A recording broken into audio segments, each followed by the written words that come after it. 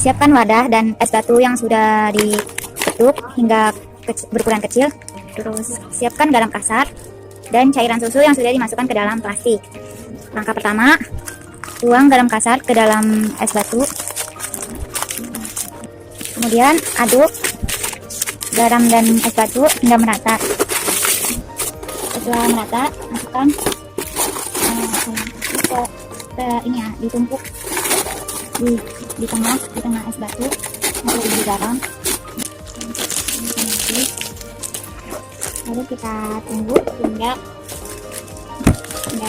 beberapa menit. Setelah setengah jam, kita lihat hasilnya.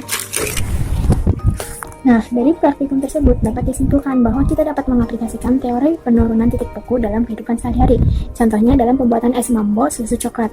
Susu coklat dalam kantong plastik tersebut dapat membeku dalam sebuah wadah plastik yang berisikan es batu dan ditambahkan garam. Nah, dikarenakan garam dapat menurunkan titik beku dari es sehingga suhu menjadi lebih dingin dan susu coklat dalam plastik membeku lebih cepat. Sekian dari saya. Wassalamualaikum warahmatullahi wabarakatuh. Assalamualaikum warahmatullahi wabarakatuh. Halo semua, perkenalkan nama saya Najibah Syamuha. Saya dari kelas 12 IPA 2 dan dari kelompok 3. Di sini saya akan melakukan praktikum sifat koligatif larutan, yaitu pada tekanan osmosis pada kentang.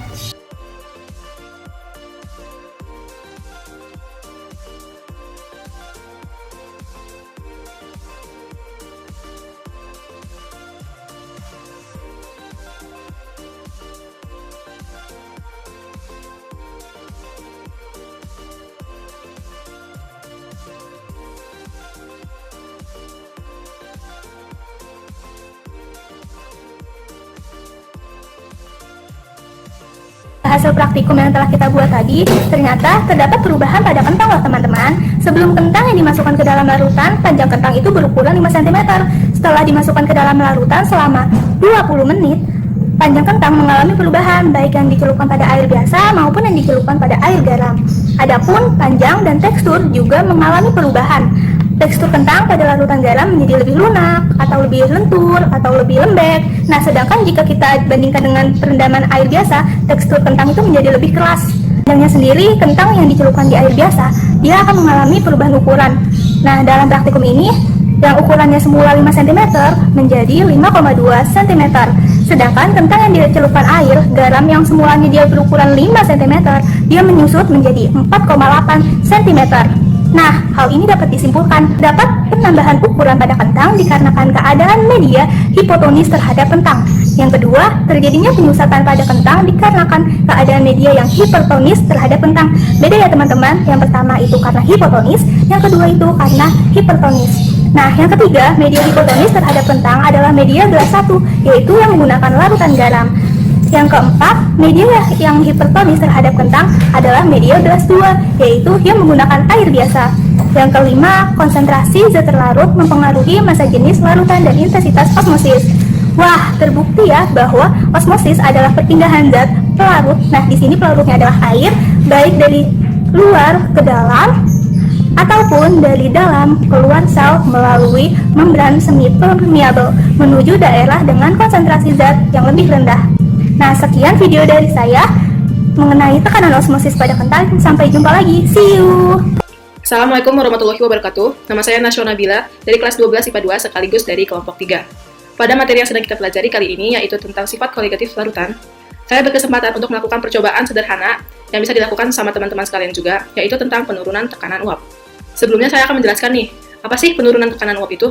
Penurunan tekanan uap adalah suatu keadaan di mana tekanan uap pelarut akan turun akibat adanya zat terlarut. Dan tujuan pada percobaan kali ini adalah mengetahui pengaruh dari zat terlarut pada zat pelarut terhadap tekanan uap. Sebelum melakukan percobaan, saya akan menyebutkan bahan dan alat yang akan digunakan.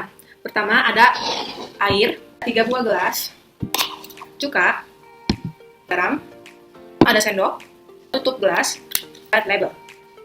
Mari mulai percobaannya. Tekan gelas ketiga gelas tadi dan beri label. Pertama air murni, kedua air dan cuka, dan ketiga air dan garam. Selanjutnya, tuangkan air ke masing-masing gelas.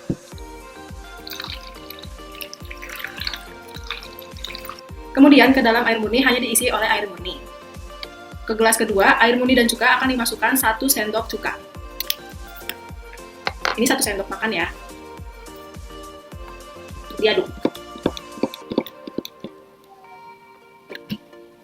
Selanjutnya, pada gelas ketiga akan diisi oleh garam. 1 sendok garam. Jangan lupa diaduk. Mari kita lihat hasil percobaannya. Setelah menunggu kurang lebih 1 hari, dapat kita lihat bahwa uap air terbanyak berasal dari gelas yang berisi air murni. Pada gelas berisi air dan cuka, uap air terbentuk cukup banyak, tapi tidak sebanyak gelas berisi air murni. Sedangkan pada gelas berisi air dan garam, uap airnya terbentuk sedang. Hal ini menunjukkan bahwa tekanan uap air murni lebih besar daripada tekanan uap larutan cuka, dan tekanan uap larutan cuka lebih besar daripada tekanan uap larutan garam.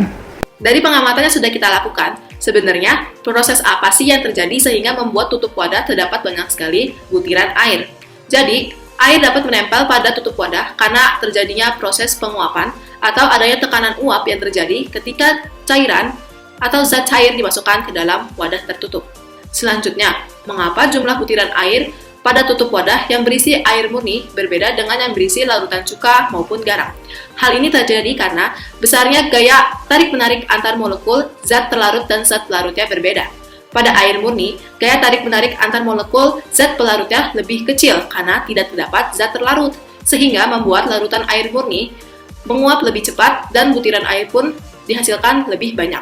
Sedangkan, gaya tarik-menarik antar molekul yang terjadi pada larutan cuka maupun garam itu lebih besar karena zat pelarutnya sudah ditambahkan zat larut, yaitu garam ataupun cuka, sehingga menyebabkan air sulit untuk menguap dan menghasilkan butiran air yang lebih sedikit. Hal ini terjadi karena molekul zat terlarut dan pelarut saling menarik, yang berarti zat terlarut akan menghalangi proses terjadinya penguapan pada zat pelarut. Penjelasan singkatnya seperti ini. Ketika kita mempunyai suatu wadah tertutup berisi air murni saja dan menguap, fasa gasnya bisa kita sebut sebagai P0 atau tekanan uap pelarut murni. Dan ketika kita sudah menambahkan zat terlarut ke dalam air murni tersebut yang bisa menguap molekul airnya sangat sedikit. Dan fasa gas ini bisa kita sebut sebagai P atau tekanan uap larutan. Jadi ketika kita bandingkan partikel gas yang menguap pada larutan murni lebih banyak daripada larutan yang sudah tercampur dengan zat terlarut. Dari sini kita tahu bahwa adanya penambahan zat terlarut pada zat pelarut akan menyebabkan penurunan tekanan uap atau disebut sebagai delta P. Jadi dapat disimpulkan bahwa air akan sedikit menguap atau tekanan uap yang terjadi semakin kecil apabila zat terlarut yang ditambahkan pada zat pelarut semakin banyak. Sekian dari kami, kurang lebihnya mohon maaf. Wassalamualaikum warahmatullahi wabarakatuh.